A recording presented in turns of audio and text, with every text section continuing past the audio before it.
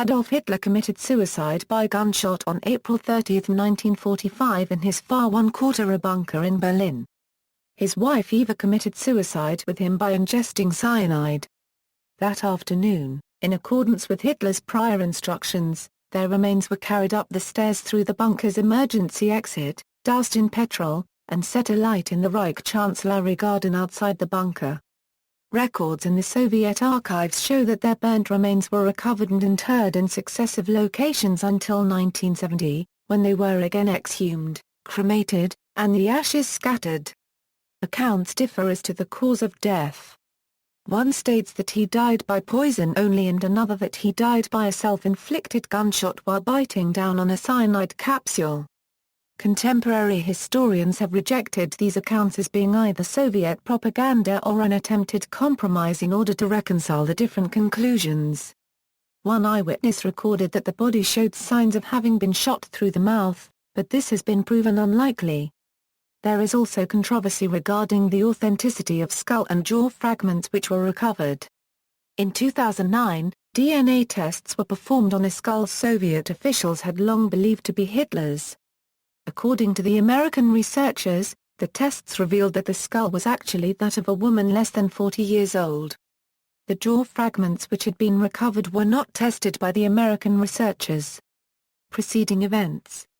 By early 1945, Germany's military situation was on the verge of total collapse.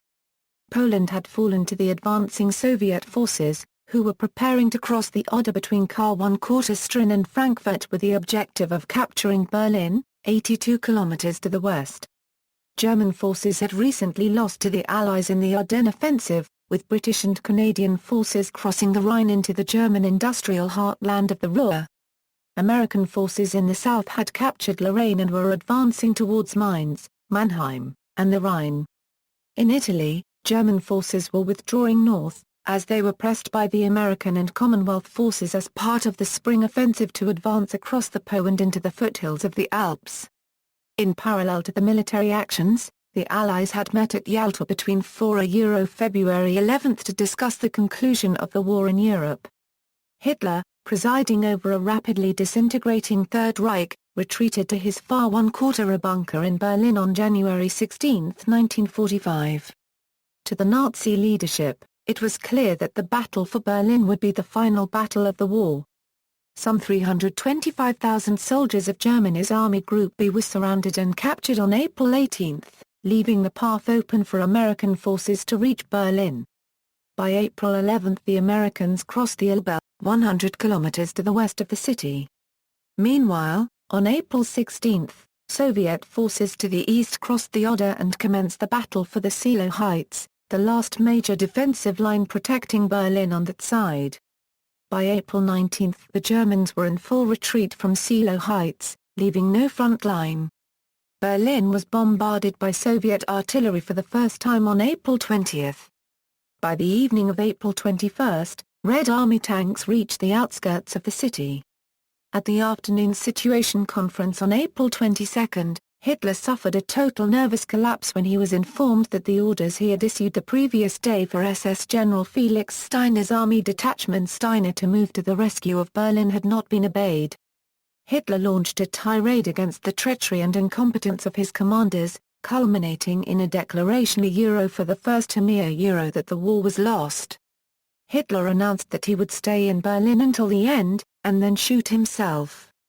Later that day he asked SS physician Dr. Werner Haas about the most reliable method of suicide. Haas suggested the pistol and poison method of combining a dose of cyanide with a gunshot to the head. When Field Marshal and head of the Luftwaffe Hermann Ring learned about this, he sent a telegram to Hitler asking for permission to take over the leadership of the Reich in accordance with Hitler's 1941 decree naming Ring his successor. Hitler's influential secretary, Martin Bormann, convinced Hitler that Ring was threatening a coup. In response, Hitler informed Ring that he would be executed unless he resigned all of his posts. Later that day, he sacked Ring from all of his offices and ordered his arrest. By April 27, Berlin was cut off from the rest of Germany. secure radio communications with defending units had been lost. The command staff in the bunker had to depend on telephone lines for passing instructions and orders and on public radio for news and information. On April 28, a BBC report originating from Reuters was picked up. A copy of the message was given to Hitler. The report stated that Reich Chancellery SS Heinrich Himmler had offered to surrender to the Western Allies. The offer had been declined. Himmler had implied to the Allies that he had the authority to negotiate a surrender. Hitler considered this treason. During the afternoon his anger and bitterness escalated into a rage against Himmler. Hitler ordered Himmler's arrest and had Hermann Fegelein shot. By this time, the Red Army had advanced to the Potsdamer Platz, and all indications were that they were preparing to storm the Chancellery. This report, combined with Himmler's treachery, prompted Hitler to make the last decisions of his life. After midnight on April 29, Hitler married Eva Braun in a small civil ceremony in a map room within the Führerbunker. Afterwards Hitler hosted a modest wedding breakfast with his new wife. Hitler then took Secretary Traudl Junge to another room and dictated his last will and testament. He signed these documents at 4 o'clock and then retired to bed. During the course of April 29, Hitler learned of the death of his ally, Benito Mussolini, who had been executed by Italian partisans. Mussolini's body and that of his mistress, Clara Petacci, had been strung up by their heels. The bodies were later cut down and thrown in the gutter, where vengeful Italians reviled them. It is probable that these events strengthened Hitler's resolve not to allow himself or his wife to be made a spectacle of, as he had earlier recorded in his testament. That afternoon, Hitler expressed doubts about the cyanide capsules he had received through Himmler's SS. To verify the capsule's potency, Hitler ordered Dr. Werner Haas to test one on his dog, Blondie, and the animal died as a result. Suicide. Hitler and Braun lived together as husband and wife in the bunker for fewer than 40 hours. By 0100 on April 30 General Wilhelm Keitel reported that all forces which Hitler had been depending on to come to the rescue of Berlin had either been encircled or forced onto the defensive. Late in the morning of April 30, with the Soviets less than 500 meters from the bunker, Hitler had a meeting with General Helmut Zeidling, commander of the Berlin defense area, who told him that the garrison would probably run out of ammunition that night and that the fighting in Berlin would inevitably come to an end within the next 24 hours. Zeidling asked Hitler for permission for a breakout, a request he had made unsuccessfully before. Hitler did not answer, and Zeidling went back to his headquarters in the Bendler block. At about 1300 he received Hitler's permission to try a breakout that night.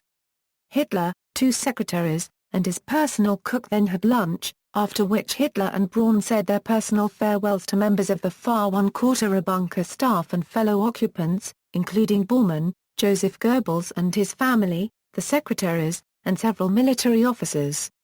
At around 14:30 Adolf and Eva Hitler went into Hitler's personal study. Several witnesses later reported hearing a loud gunshot at around 15:30. After waiting a few minutes, Hitler's valet, Heinz Ling, with Bormann at his side, opened the study door. Ling later stated he immediately noted a scent of burnt almonds, a common observation made in the presence of prussic acid, the aqueous form of hydrogen cyanide. Hitler's adjutant, SS Sturmbannführer 1/4 Otto Gar 1/4 NSCHE, entered the study and found the lifeless bodies on the sofa. Eva, with her legs drawn up, was to Hitler's left and slumped away from him. Gar 1/4 NSCHE stated that Hitler Sartre sunken over, with blood dripping out of his right temple. He had shot himself with his own pistol, a Walther PPK 7.65 inches. The gun lay at his feet and according to SS Oberstscharfe 1/4 Rochesmisch, Hitler's head was lying on the table in front of him. Blood dripping from Hitler's right temple and chin had made a large stain on the right arm of the sofa and was pooling on the carpet. According to Ling, Eva's body had no visible physical wounds, and her face showed how she had died of cyanide poisoning. GA 1/4 NSCHE and MOHNKE stated unequivocally that all outsiders and those performing duties and work in the bunker did not have any access to Hitler's private living quarters during the time of death. GA 1/4 NSCHE left the study and announced that the FA 1/4 was dead. The two bodies were carried up the stairs to ground level and through the bunker's emergency exit to the garden behind the Reich Chancellery, where they were doused with petrol.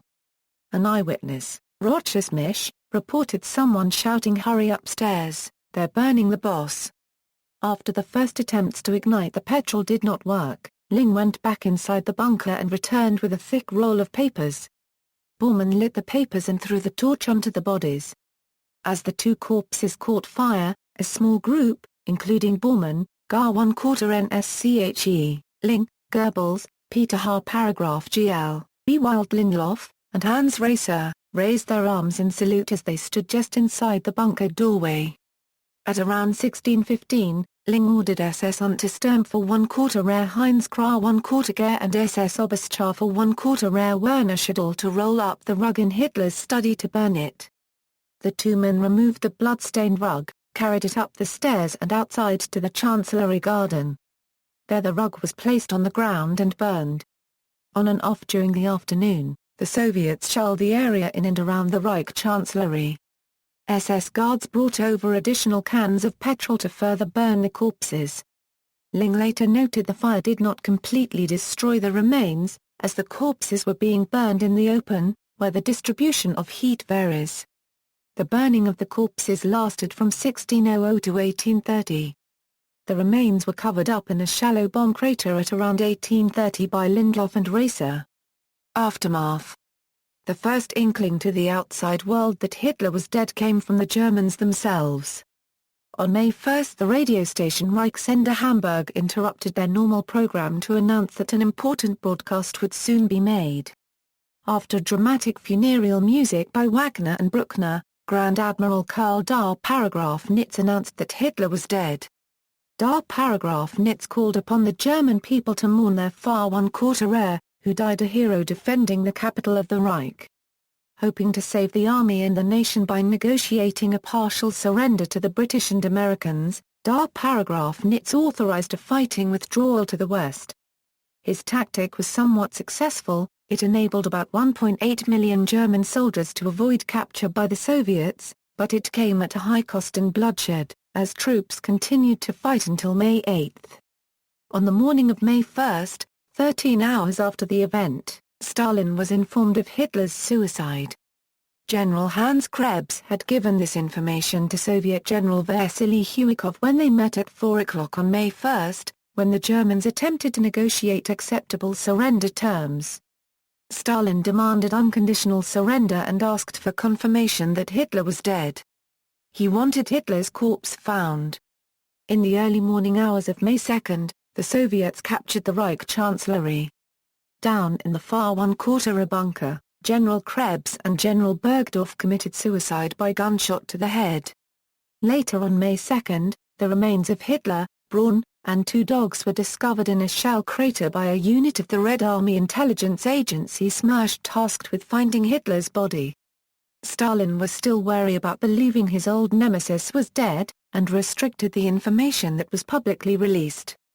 The remains of Hitler and Braun were repeatedly buried and exhumed by SMERSH during the unit's relocation from Berlin to a new facility in Magdeburg.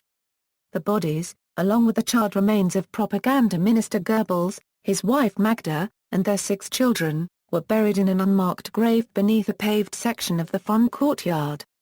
The location was kept secret. Different versions of Hitler's fate were presented by the Soviet Union according to its political desires. In the years immediately following 1945, the Soviets maintained Hitler was not dead, but had fled and was being shielded by the former Western Allies. This worked for a time to create doubt among Western authorities. The chief of the U.S. Trial Council at Nuremberg, Thomas J. Dodd, said, "No one can say he is dead." When President Harry S. Truman asked Stalin at the Potsdam Conference in August 1945 whether or not Hitler was dead, Stalin replied bluntly, "No." But by May 11, 1945, the Soviets had already confirmed through Hitler's dentist, Hugo Blaschke, and his dental technician that the dental remains found were Hitler's and Braun's. In November 1945, Dick White, then head of counterintelligence in the British sector of Berlin, had their agent Hugh Trevor Roper investigate the matter to counter the Soviet claims. His findings were written in a report and published in book form in 1947. In 1969, Soviet journalist Lev Bezimansky's book on the death of Hitler was published in the West. It included the Smersh autopsy report, but because of the earlier disinformation attempts, Western historians thought it untrustworthy. In 1970, the Smersh facility, by then controlled by the KGB, was scheduled to be handed over to the East German government. Fearing that a known Hitler burial site might become a neo-Nazi shrine, KGB Director Yuri Andropov authorized an operation to destroy the remains that had been buried in Magdeburg on February 21, 1946. A Soviet KGB team was given detailed burial charts. On April 4, 1970 they secretly exhumed 5 wooden boxes containing the remains of 10 or 11 Bediza. In an advanced state of decay. The remains were thoroughly burned and crushed, after which the ashes were thrown into the Biederitz River, a tributary of the nearby Elbe. According to Ian Kershaw, the corpses of Braun and Hitler were fully burned when the Red Army found them, and only a lower jaw with dental work could be identified as Hitler's remains. Gallery. See also. Notes. Citations. References. Further reading. Books, Bullock, Alan. Hitler, A Study in Tyranny. New York, Penguin Books. ISBN A978-0-14-013564-0. Fest, Joachim. Inside Hitler's Bunker, The Last Days of the Third Reich. New York, Farrar, Straus and Giroux. ISBN A978-0-374-13577-5. Gardner, Dave. The Last of the Hitlers, The Story of Adolf Hitler's British Nephew and the Amazing Pact to Make Sure His Genes Die Out. Worcester, UK, BMM. ISBN A978-0-9541544-0-0. Lehman, Armin D. and Hitler's Bunker, A Boy Soldier's Eyewitness Account of the Far One Quarter's Last Days. Guilford, Connecticut, Lyons Press. ISBN A978-59228-578-5. Rzhevskaya, Elena THTH micron N euro THTH 1 half, TH 1 quarter TH degree TH to the first 1945 TH degree TH and TH squared TH 3 quarters TH micron TH 1 half TH 3 quarters TH cubed TH 3 quarters TH micron N euro TH micron TH squared TH 3 quarters TH and TH degree, Berlin 1945, Memoirs of a Wartime Interpreter, Ryan, Cornelius. The Last Battle. New York, Simon & Schuster. OCLCA 711509. Trevor Roper, Hugh, 1947. The Last Days of Hitler. Chicago, University of Chicago Press. ISBN A978-0-226-81224-3. Waite, Robert G. L. 1977. The Psychopathic God, Adolf Hitler. New York, Da Capo Press. ISBN A978-0-306-80514-1. Articles, BBC Staff. Russia displays Hitler skull fragment. BBC CNN Staff. Official, KGB chief ordered Hitler's remains destroyed. CNN Petrova, Ada. Watson, Peter. The Death of Hitler, The Full Story with New Evidence from Secret Russian Archives. Washington Post A.